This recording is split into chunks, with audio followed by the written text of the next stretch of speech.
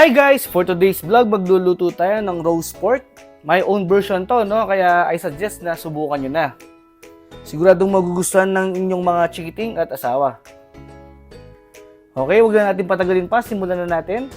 Ang una natin gagawin, i-fry muna natin itong 2 pirasong patatas. Hiniwa ko lang siya ng ganyan kalaki. I-fry lang muna natin yan ng mga 8 to 10 minutes.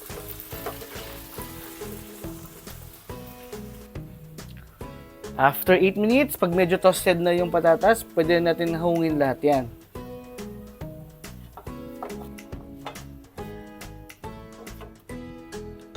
Ayan, itatabi muna natin yan. At saka natin babawasan muna yung mantika. And then, maglalagay tayo ng 100 grams na butter. Tunawin lang natin yan. And then, i-fry na din muna natin ito sa butter. 900 grams na pork belly yan, guys, no? I-fry lang muna natin yan sa butter. Para magmukhang roast kahit hindi natin siya inoven. At ayan, guys, after few minutes, magiging ganyan na itsura ng pork belly natin. Kapag mukha na siyang naprito, no, sign na yan para igisa natin sa bawang at sibuyas. Maglalagay na tayo ng 8 cloves na minced garlic. Pero syempre, depende sa inyo, no? Kahit gaano kadaming bawang, okay lang. Hayaan lang muna natin ma-fry yung ating bawang ng mga 1 minute. After 1 minute, isunod na natin itong 1 medium size na red onion.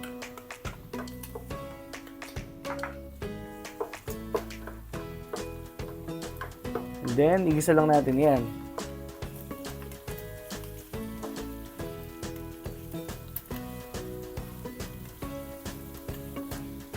Yan, no? Ituloy lang natin yung pag-isa ng mga 3 minutes.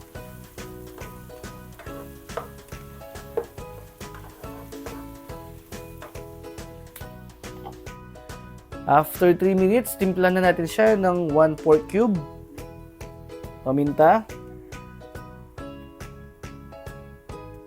at saka mga 3 tablespoon muna na patis.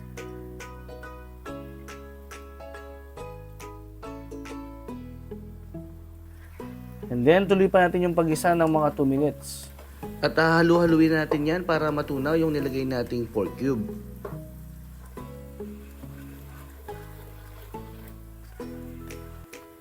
Grabe guys, ang sarap na ng amoy niya. Parang eto pa lang pwede nang ulamin, no?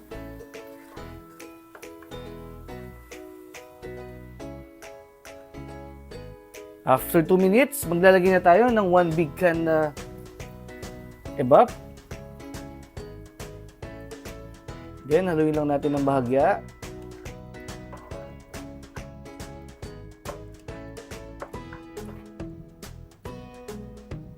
At saka muna natin takpan at papakulun lang natin yan ng 10 minutes sa medium fire.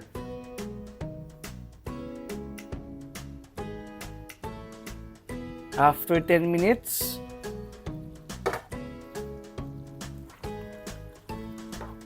medyo lumapot na yung ating sauce. This time guys, maglalagay tayo ng 2 cups na water. Halu-haluin lang natin. At saka natin takpan ulit. At ituloy pa natin yung pagluto ng mga 30 to 40 minutes or hanggang sa mapalambot natin yung ating pork belly.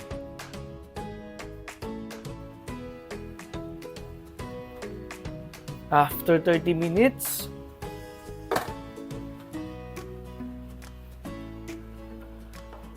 ayan, check na natin kung malambot na yung ating pork belly. Medyo malambot na siya guys. This time, maglalagay na tayo ng 1 can na mushroom, sliced mushroom, at saka whole corn kernel, isang can din yan. At maglalagay na rin tayo ng isang kahon ng Nestle cream. Pagkatapos, saluhin lang natin yan at ituloy pa natin yung pagluto ng mga 15 minutes. Pero this time, hindi na natin siya tatakpan, no? Para mahalo natin siya ng every 3 minutes. Para hindi tayo masunugan or matuyuan sa pinakababa ng niluluto natin. Kasi maya-maya lang guys, lalapot na yan. After 15 minutes, ayan na siya guys, no? Medyo lumapot na yung ating sabaw. Malapit nang maluto yan. This time, titikman na natin siya. Tikman natin siya guys para ma-adjust na natin yung lasa.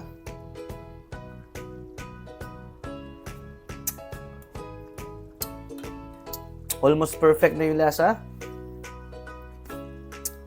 Mag-add tayo ng konting soy sauce para medyo mag-dark yung sabaw ng roast pork natin. Yan, tansyahan lang.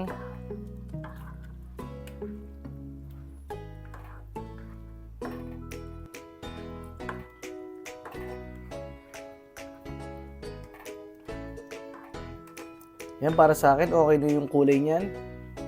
Mag-add pa tayo ng konting asin. Yan, pwede na yan. And then, ilagay na rin natin yung pinirito nating patatas kanina. At ituloy pa natin yung pagluto no, ng mga 3 to 5 minutes. At pwede na itong iserve.